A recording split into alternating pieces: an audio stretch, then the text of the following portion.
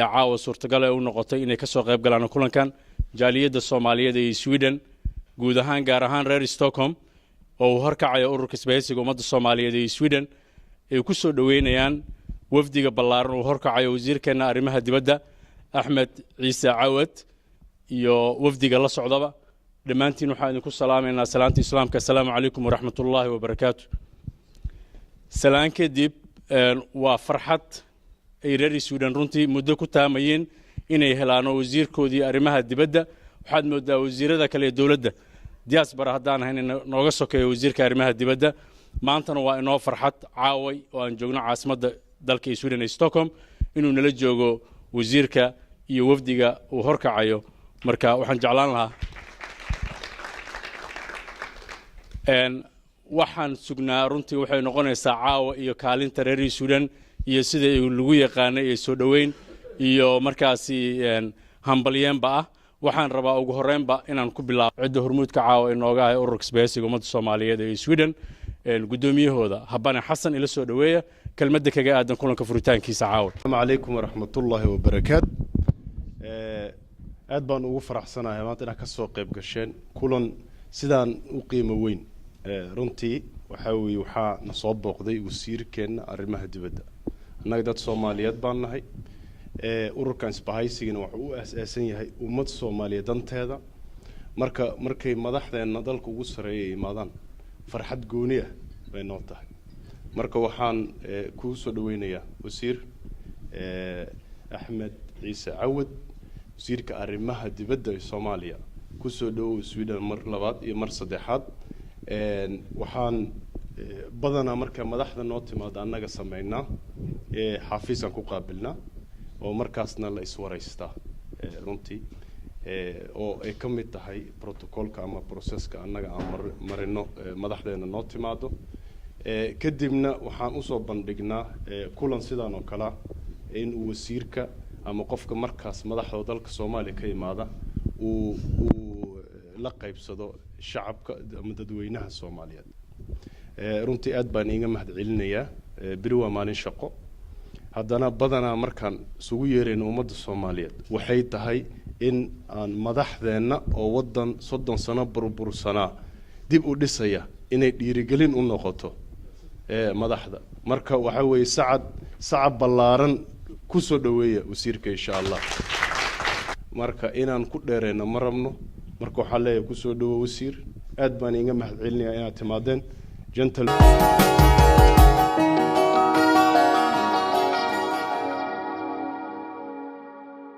الرحيم السلام عليكم ورحمة الله وبركاته runtii hadal badan oo haddaan meesha u soo istaagay ma jirto waan ka ahayn soo dhaweynta wasiir Axmed Cawad oo aan filayo wasaaradda arrimaha dibadda haddaan wax yar aan macaan ku raahdaa ammaan oo maaha wasaaradda kaliya waa laakiin dawladda marka la ammaanayo dawladda Soomaaliya waxqabadkeeda wasaaradda arrimaha dibadda waxay ka mid tahay meelaha Soomaalida hadda ku faanto oo la yiraahdo way muuqataa ama horumar bay gaarto oo marka dadku xataa wax dhaliila waa meeshay ka xishoodaan oo yiraahdaan Soomaalida siyaasadda arrimaha dibadda baa lagu ammaanaa oo taasoo muujinaysa wasaaradda arrimaha dibadda inay tahay wajigii ummadda meesha wasaaradda maaliyadda iyo wasaaradda arrimaha gudaha iyo la dhihi karo waa calooshii oo meeshii almin wax galayeen gacmaana ma garanayo wasaaradda waxaan siin lahaa amniga lugaha waxa laga wasaaradda maxaan ku raahayaan difaaca laakiin wajiga macnaha muuqda oo ummadda wadanka laga dhadhansado horumarkiisa waa wasaaradda arrimaha dibadda waxayna ka turjumaysaa heerka aqoonsiga ummadda ay noo hayso dowladnimada magaceena oo qof kastoo maanta markii la Soomaali baan ahay awal meeshii waxyaalo xunxunna lagu dareemi jiray ama lagu tilmaami jiray ama la dhihi jiray wadankii burcadka ka timid wadankii saamba ka timid laakiin haddana la leeyahay wadankii batroolka soo saari doona ayaad ka timid ma wadankii siyaasadaha meesha weyn ka ciyaaray oo hadda ma rabo inaan arrimaha siyaasadaha iyo go'aamadii dhacay iyo wixii sidii magaceenu oo kor ugu qaadmay aan sheego oo wasiirka kulleeyba arrimahaas aad iga xeel dheer laakiin waxaan qabaa wasiirku runtii qiimeyn badan buu noo sameeyay ilaa xalay ilaa maanta waa markii saddexaad oo haddaan aan runtii aan la kulmaayo.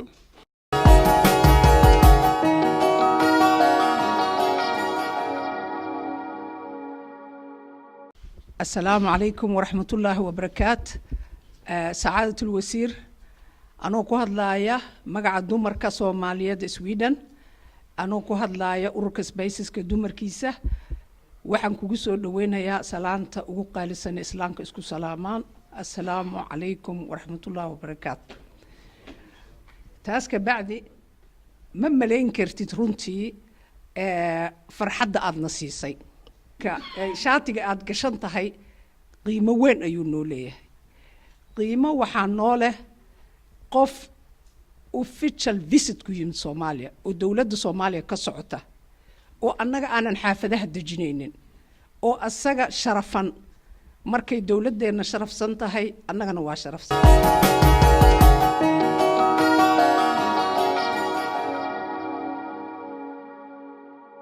dhammaan walaalaha Soomaaliyeed ee sharafta leh ee waqtigooda qaaliga u soo horay inay soo dhaweeyaan wasiirkeena dawladda federaalka ee Soomaaliya mudane Axmed Ciise Cawad. aad iyo aad baad u mahadsantihiin dhammaan. wasiirka si khaas ah ayaan u soo dhaweynayaa. jalla wasiir waxaan ku leenahay ku soo dhawow waddanka Sweden. wasiirka waxaan u maleynayaa habeen hore ayuu yimid ilaa habeen hore ilaa maanta waqtiga aan joogno su'aalaha iyo talooyinka iyo warbixintu inta way ku socdeen aad buu u cijiyeysan yahay. inta baaqi ahayd baa idinka la idin la yimid waa la idinka horeeyay dadweynaheena meesha fadhiya horta raalli ahaada. waxaa jira gocasho ma yaraato mudane wasiir. waxaan rabaa haddaan reer Sweden nahay gocasho yar oo qabno in badan oo Soomaaliyeed oo waddankan Sweden joogta aan aaminsanahay inay la qabaan oo fariina inaan ku sii dhiibno. hadday waxa inala joogay markaan xafiiska ururka joognay mid ka mid ah wakiilada xawaaladaha Taaj wuxuu inoo sheegay lacagta ay dirto reer Sweden shacabka reer Sweden ay diraan oo ay ku kaalmeeyaan walaaladooda baahan iyo dib u dhiska waddankoodaba. haddii kharashkaas la fiiriyo waddanka reer Sweden waxaan u maleynayaa inuu ka galayo ama kaalinta shanaad lixaad meelahaas waayo wadamo fara badan oo naga dad badan baa sida Mareykanka, Canada iyo Ingiriiska oo kale iyo wadamadaas aan soo magacaabay. mudane wasiir waxaan u filayaa adigu mid ka mid ah wadamadaas reer galbeedka oo Canada ayaad ka socotaa. Mareykanka waa meesha u badan oo tagtaan. Ingiriiska saas oo kaleeto. Canada 7 wasiir oo reer Canada ayaa dawladda xukuumadda noo sheegtay haday wadamada Scandinavian oo kale sida Norway oo kaleeto waxaa ka yimid Prime Ministerka iyo gudoomiyihii hore ee baarlamaanka labaduba. dacwadda aan qabno waxa weeye oo aan jeclahay inaad naga gudbiso madax badan oo Soomaaliyeed way noo yimaadeen laakiin ra'iisul wasaarana dawladda noogama imaan madaxweynaha noogama imaanin. reer Sweden dad badan baa ku nool. Sweden waxay hogaamisaa wadamada Scandinavian-ka la yiraahdo. waxaan jeclaan lahayn inaad fariin naga gaarsiiso madaxweynaha qaranka Soomaaliyeed inuu dad fara badan oo Soomaaliyeed oo u baahan dawladdoodii madaxdooda inuu arko ayaa ku nool. waana la cizeynayaa si gooni ayaana loo aqoonsanayaa markay madaxdeennuna soo booqato. fariinta inaad naga gaarsiisid dawladda aad wasiirka arrimaha dibadda ka noo matalaysa.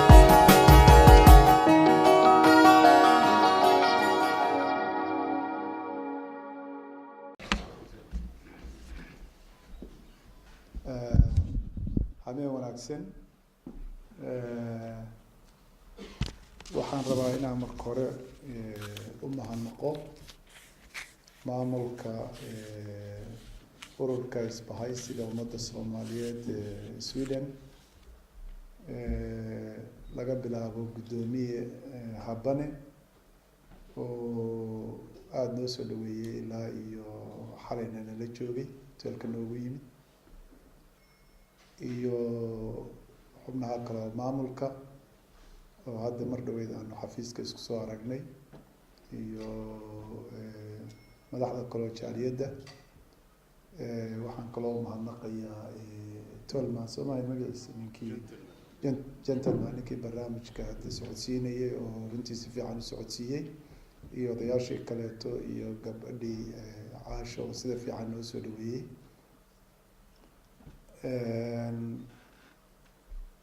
waxaan kaloo tilmaamayaa oo mahadnaqayaa dadka kale oo inala jooga oo ka mid yahay nin safaaradda Sweden ka tirsan oo magaciisa Yohanes la yiraahdo halkan fadhiya oo af Soomaaliga intaan ka naqaano ka yaqaana marka isku dayna inaa xamataan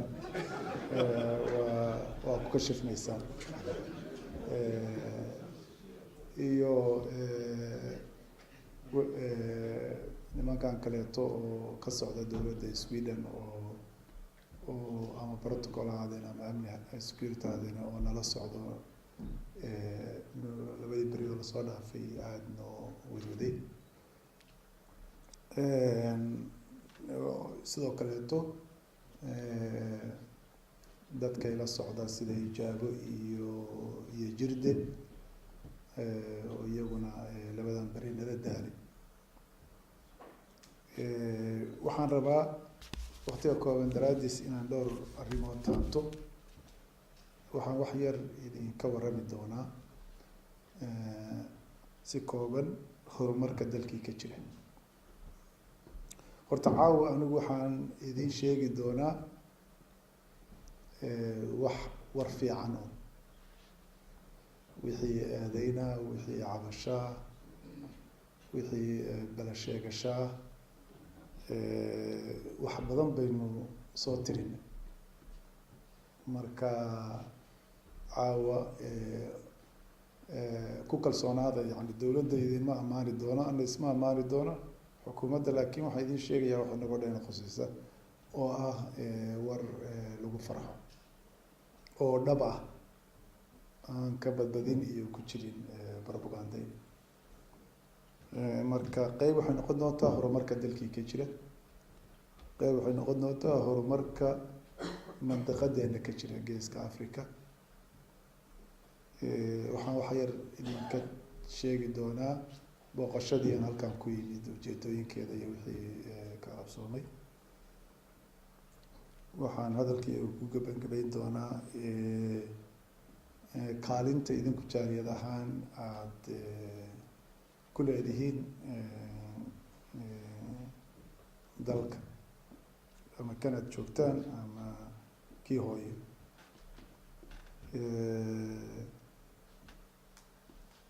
dalkii waxaa ka jira horumar fiican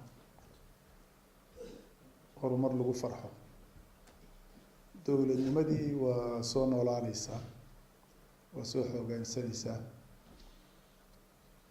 marka u horeysa aynu isu sheegno muhiimadda ay dowladnimo leedahay ummad aan dowlad lahayn waa ummadaan jirin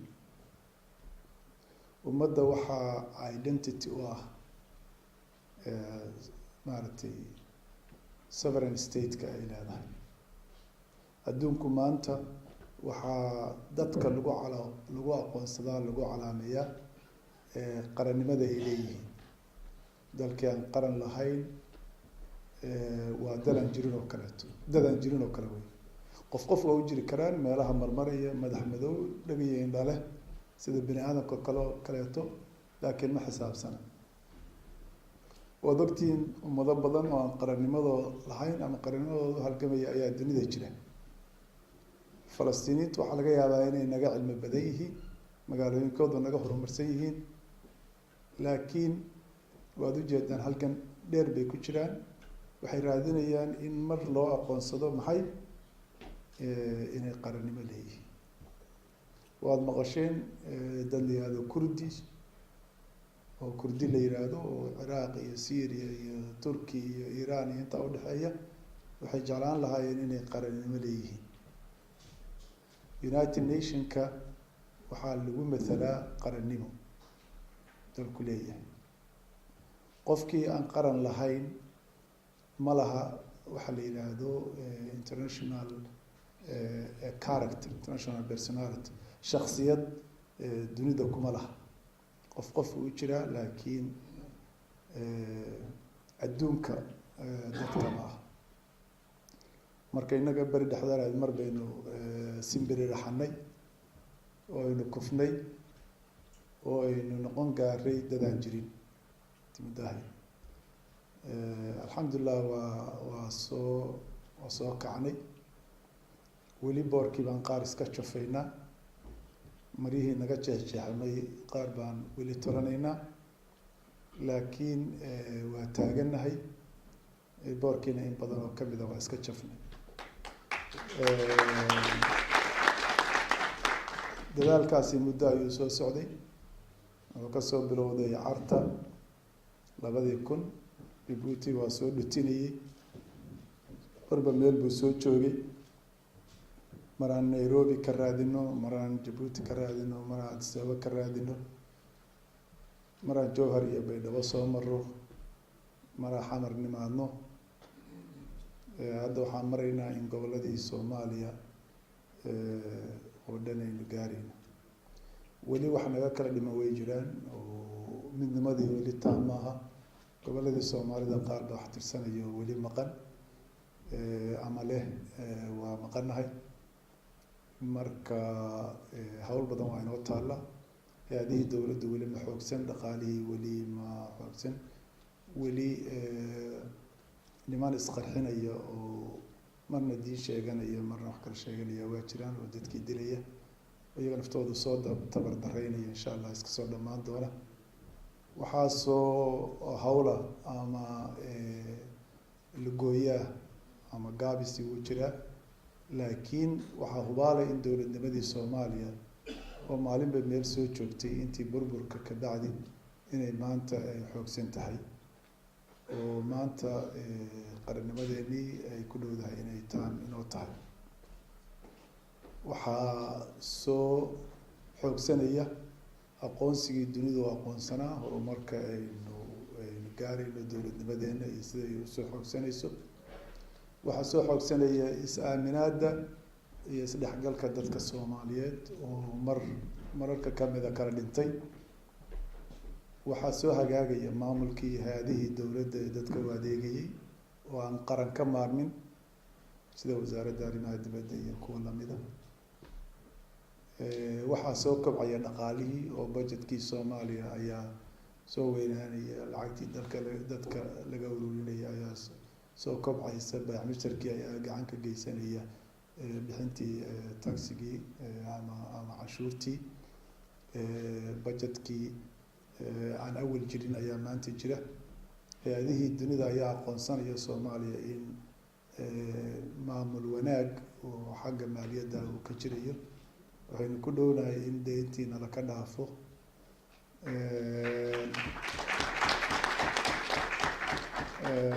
waxaa soo dhismaya hay-adihii amniga. waxaan ku dhownahay nimanka gabadh falayaasha ah oo dadka dhibta la jecel oo ummadda Soomaalida ugaarsanaya inay soo baaba-aan oo ay iska dhintaan oo dhammaadaan. iyaga ayaa hadda dhexdooda iska ugaarsanaya. waxay ka mid tahay calaamadaha jabkooda. hadday dadku iyagu isdilaan islaayaan, waxaa weeye macnaheedu waxaa weeye waa soo tabartan. dhalinyaradii ay luminayeen oo ay xabadaha u dhiibayeen waa soo yaraanaysa inay qortaan. adduunkii waxaa ixtiraamkii loo hayay waa soo badanaya. marka wadankii waxaa ka jira horumar badan, iyadoo ay jirto maaragtay caqabado ay tahay in laga soo kabto, maadaama sanado badan oo burbura uu jiray iyo dowladnimo koftay. marka waxaan idinku bishaareynayaa in dowladnimadii Soomaaliya ay soo xoogsatay, ayna sii socon doonto. saadaashuna waa in kor loo socdo. sidoo kale gobolka aynu ka tirsannahay waxaa ka jira horumar weyn. waxaa soo yaraanaya colaadihii dadka dariska ah gobolada u dhexeeyey ama iyagiyo Soomaaliya u dhexeeyey. waxaa soo xoogsanaya iskaashigii, kaasoo kaalmeynaya in horumarka uu sii xoogeysto. Soomaaliya waxay hormuud uga jirtaa sidii gobolka Geeska Afrika nabad loogu soo dabaali lahaa iyo xasilooni iyo isfaham. innaga iyo Ethiopia xiriirkeenu aad buu u fiican yahay. Ethiopia nafteeda ayaa isbedelo fiican uu ka bilowday oo dhanka gudaha iyo dhanka dibaddaba hoggaan fiican oo aaminsan in dadku nabad ku wada noolaadaan. Kenya waa isku fiicannahay. Jabuuti hadda walaalaheen bay ahaayeen. dalal kaleeto sida Eritrea iyo South Sudan iyo Uganda iyagana waa isku sii fiicnaaneynaa.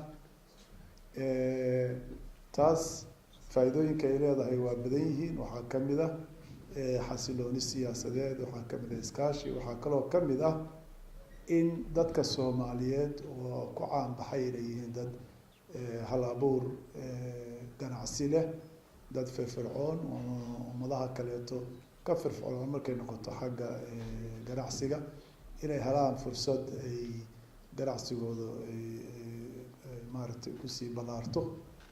waxaa kaloo fursad noqonaysa dadkii Soomaaliyeed oo kala qoqobnaa oo aynu dagaal iyo dhib isugu keeni weynay inay si nabada isugu yimaadaan. saaad ogtihiin Soomaaliya dalalka dariska la oo dhan xuduudaha Soomaaliya ku meersan ama contiguous communities la yiraahdo ama borders waa Soomaali.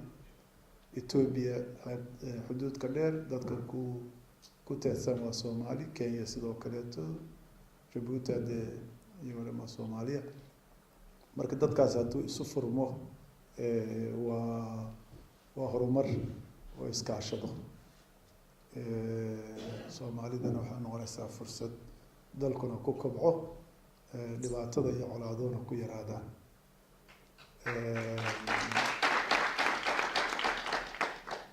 waagii colaaduhu faanka ahaan jireen oo reer baadihu isku duuli jiray oo qabiilooyinku isu faani jireen, waa laga soo guuray. haddaan rabno inaan noqono dowlad casri ah, colaadu wax lagu faano maaha.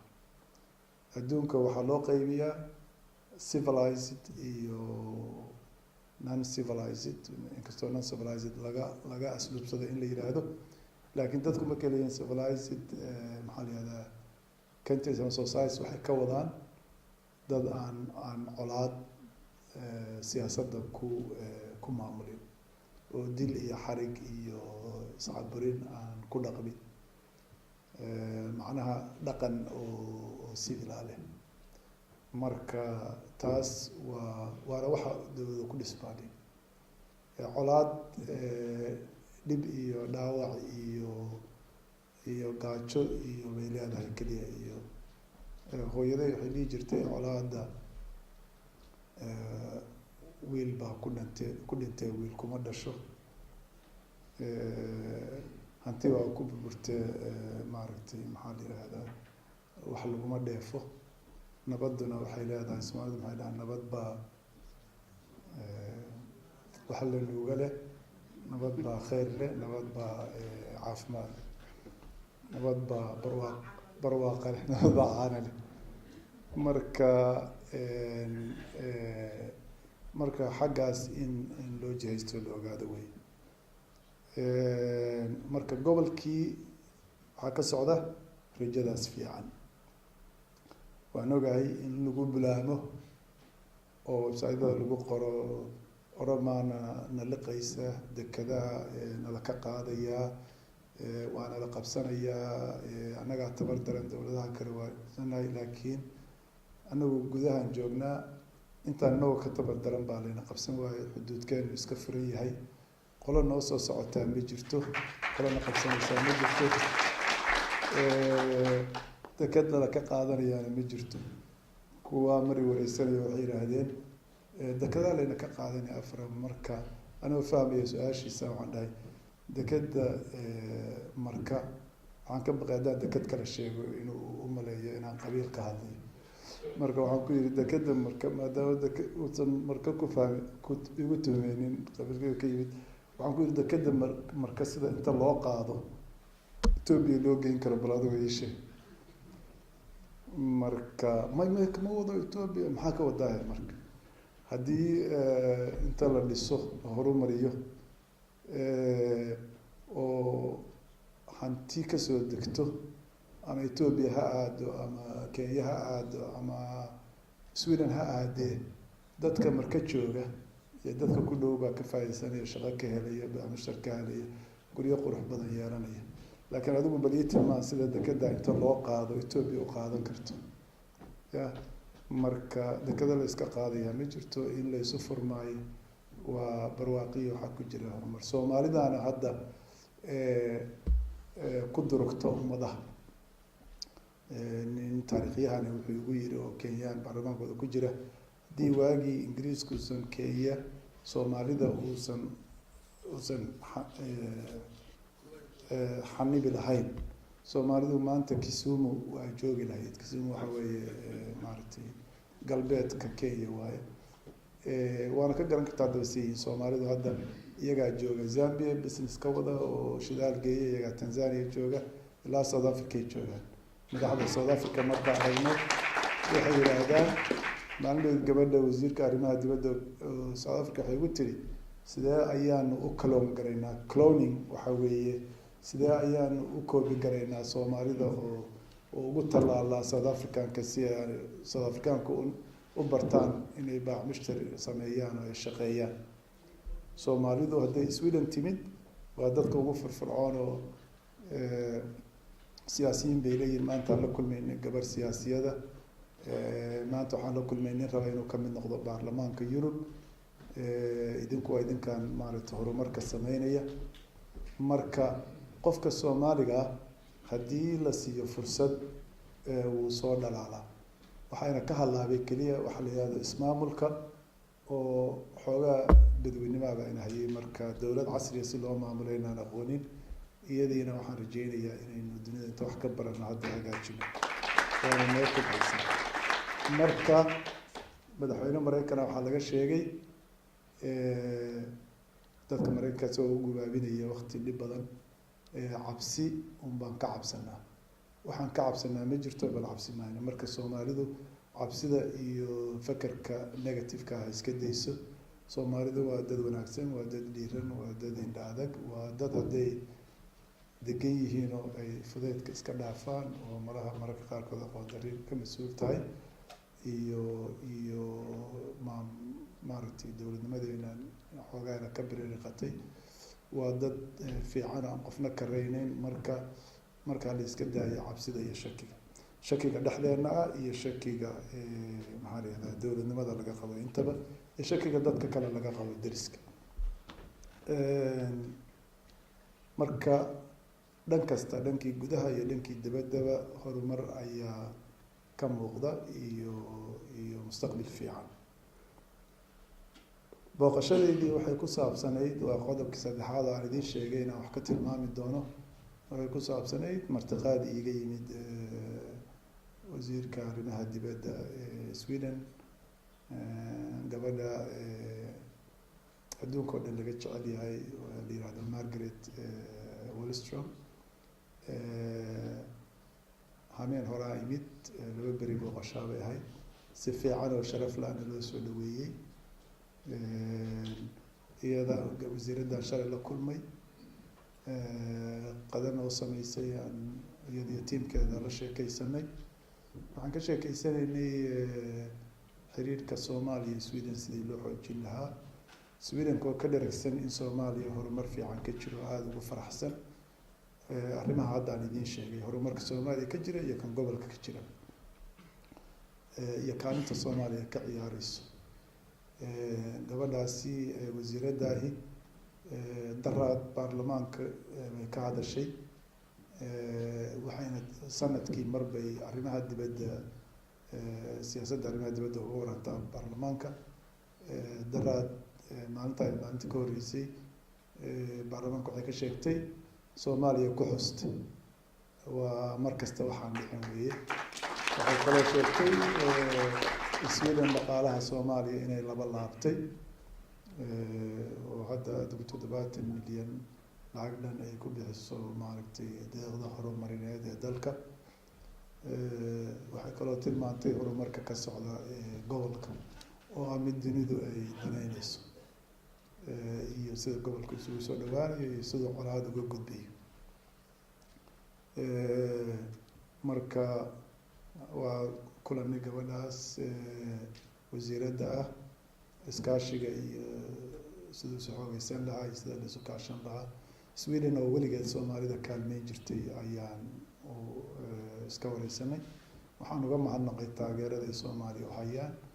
Waxaan uga mahadnaqay sida dadka Soomaaliyeed Sweden jooga loo soo dhaweeyey waqtiyadii dhibta Soomaaliya jirtay.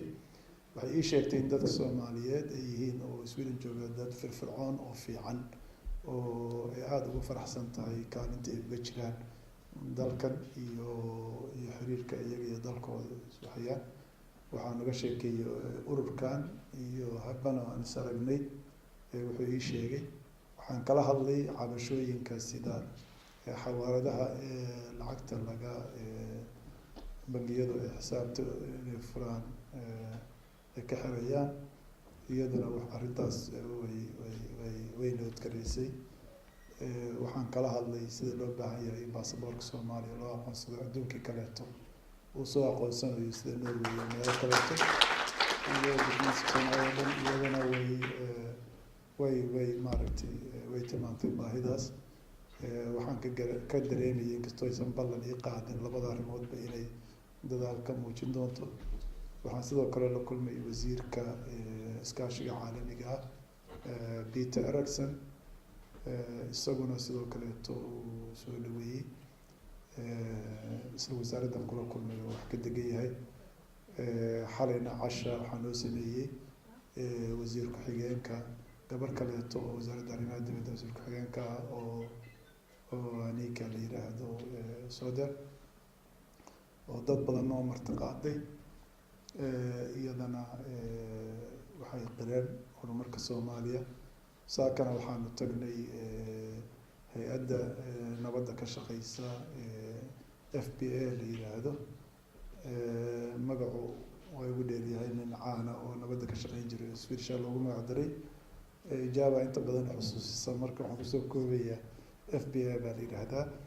marka iyaguna aad bay noo soo dhaweeyeen. Soomaaliyana barnaamijyay ka wadaan bay noo sheegeen.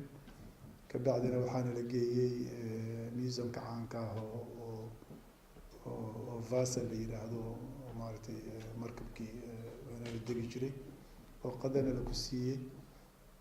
meeshaasaan leelana kula kulanay. kabacdina waxaan kusoo gabagabeynay booqashadayadii hay-adda gargaarka kaalmada dibadda u qaabilsan waddanka sida la yiraahdo oo aanu madaxeeda la kulanay. wuxuu ahaa booqasho fiican, booqasho faa'iido leh, booqasho saaxiibnimo. marka waana sii wadi doonaa. waxaan rajeynaynaa in booqashooyinka la isdhaafsanayo annaga iyo Sweden iyo iskaashiga inuu xoogsado. waxaan kala hadalay dowladda Sweden in aan anagoo uga mahadnaqayna kaalmada ay bixiyaan laakiin ay mariyaan hay'adaha caalamiga sida UN-ta iyo World Bankiga iyo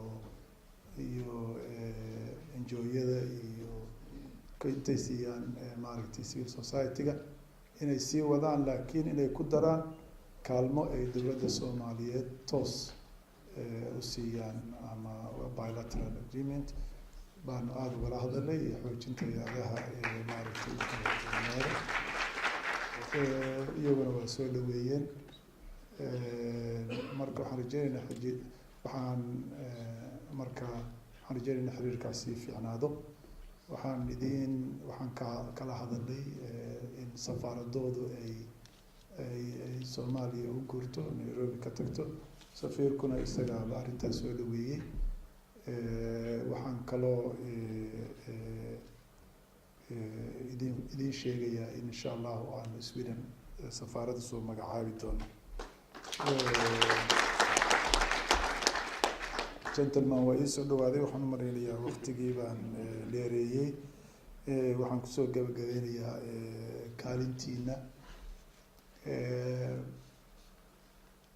kaalintiina mar hore waa qurux badan tahay, waa muuqataa. caawa ay ka mid tahay sida Sweden laydinka qadarinayay ay ka mid tahay. waxaase aan idinkula talin lahaa inaad ugala sii dhawaataan, inaad waddankan aad joogtaan aad maaragtay sumcad maahane sumcad xumo aydaan noo keenin, oo aad qeyb ka noqotaan bulshada tan aad timaadeen oo idin soo dhaweeyey, ood gacan ka geysataan horumarka waddankan, oo civic duties aad muujisaan, oo volunteerka ka qeyb gashaan, isbitaalada ka adeegtaan, iskuullada ka adeegtaan, dadka masaakiinta u adeegsaan, waddanka maaragtay kaalin ka ciyaartaan, aada noqotaan maaragtay qof citizen ah oo run ah. sidoo kale aada isku xirtaan maaragtay ambassador u tihiin dadka Soomaaliyeed, aada isku xirtaan waddankan iyo dalkaas, dalkiinana aada kaalin ka geysataan. Dalkiinana sidaa kaalinta uga geysan kartaan waxaa weeye idinka oo wax wanaaga ka taliya, oo ka taliya sidii aada maaragtay dowladnimada dadka iskale, qof iskama laha. madaxda waa yimaadaan waa tagaan, madaxweyneyaal horaa yimid oo tegay, wasiiro arrimaha dibadooda horaa yimid waa tageen, kuwa hadda joogaana waqtigu intuu rabaa qaatee waa tegi doonaan. waxaa laga yaabaa inay bedelaan caruura idinku dhasheen ama dada qaraabo la tihiin, marka waxaa fiican inaad institutionska idinku aada leedihiin aada aamintaan oo sii xoojisaan, oo aydaan aynu ka gudubno dareenkii ahaa qofkaas madaxweynaha ama wasiirkaasi ciddiisu waa saas, qoladiisu waa saas, maaragtay iyo inaan ku mashquulno waxyaabaha naga hadlaysan. waxaa fiican inaan culayska saaro waxyaabaha noo hagaagsan. marka kaalintaas ayaad ciyaari kartaan. waxaa la iga codsaday, qof baa iga codsaday inaan madaxweynaha gaarsiiyo inuu soo booqdo dadka Sweden oo tiro badan oo dad fiicana. marka madaxweynuhu insha allah uu soo booqan doona, laakiin suu soo booqan doona waxaa weeye de madaxweynuhu hadda waa inagi lahay dowladnimadii waa noo soo xoogsatay, waa noo fiican tahay. madaxweynuhu isagoo iska socda iska imaan mayo jaardimaanayo, wuxuu imaanaya insha allah isagoo dowladda Sweden ay marti qaaday, taasna anaa ka mas-uula wasiirka arrimaha dibadda. marka waa ka shaqeyn doonaa dowladda Sweden, waa ka weydiin doonaa